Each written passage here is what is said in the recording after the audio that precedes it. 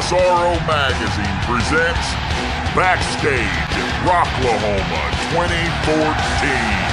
The event mankind has been waiting for.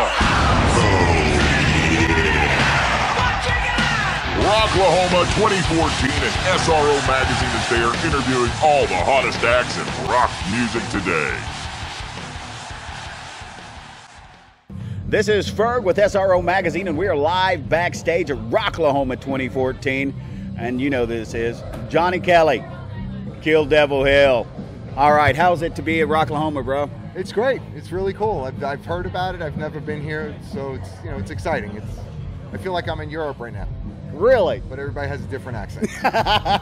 Everybody talks sort of normal in the Midwest. Hey, you're a new addition. You just came in. Yeah.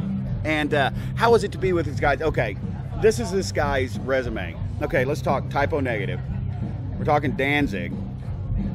Now we're talking Kill Devil Hill and a pale horse named Death. Yeah.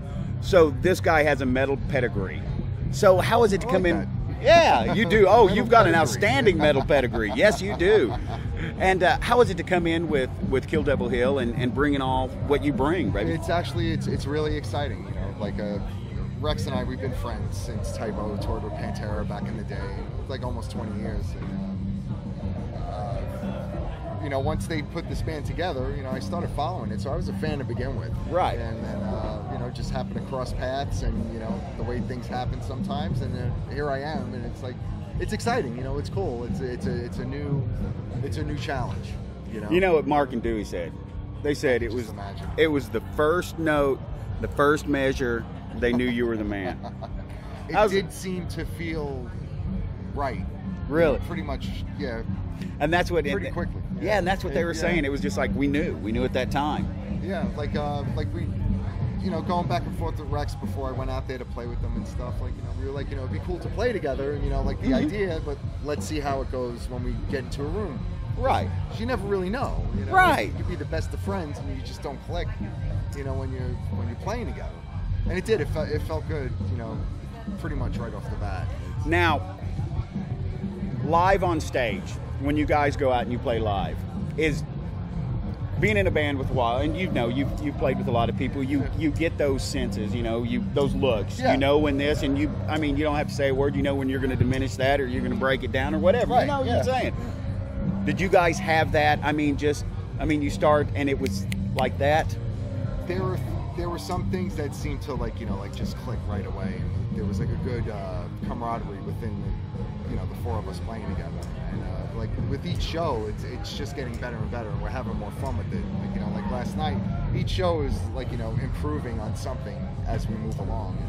And, last night we played in Dallas, it was Rex's hometown. And, right. It just we walked off stage and we were like, wow, that was pretty cool. It wasn't like oh, we need to work on this and we need to work on that, like the little things that you try to tighten up and get dialed in. And last night was it felt like it was the most complete show that we've had. So we're onward and upward. Excellent. You're just making it better and better and better. You've been, one of the bastions of metal drumming. Okay, and I'll put it that way. You gotta like that. I like this guy. Yeah.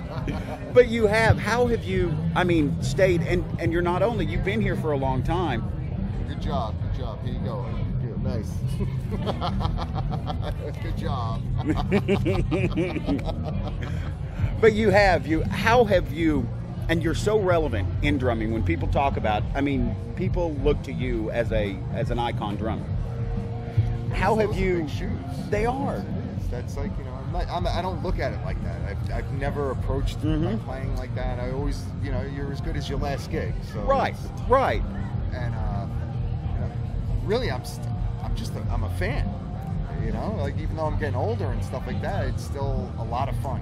And it's a day I'm not swinging a hammer and swinging drumsticks is a good day. If you get paid to play music. I can't believe that, you get paid to do it. I'd still do it anyway. If it wasn't here, I'd be playing at home or, right. playing with friends at home or, whatever. It's, I still have a passion for it, It still drives you in that way. Do you go out and search for new music, new ideas, new things? I mean, you know, I listen to the radio and stuff like that, and something comes across, and you know, like if it's cool, you know, whatever, I'll go out Good and buy music it. is good music. Right. And you know, but for the most part, that's where I show my age. I'm into the classics. Yeah. You know, that's it. And it's, you know, like got my Zeppelin and Black Sabbath and the Beatles and the Stones and stuff, and that, like, you know, that works for me. We just did a bunch of shows last week with new band, Crowbot.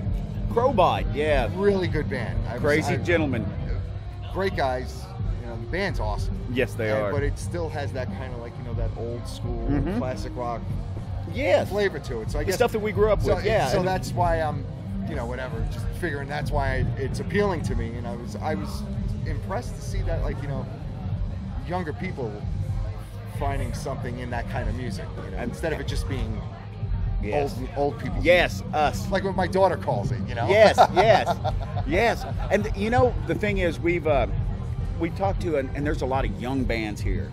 Yeah. And the one thing that they've been saying is, we like the 70s music, it's the 80s music, this is what we're doing. We wanted to create a modern sound, and that's heartening for me, because, I mean, people said rock is dead.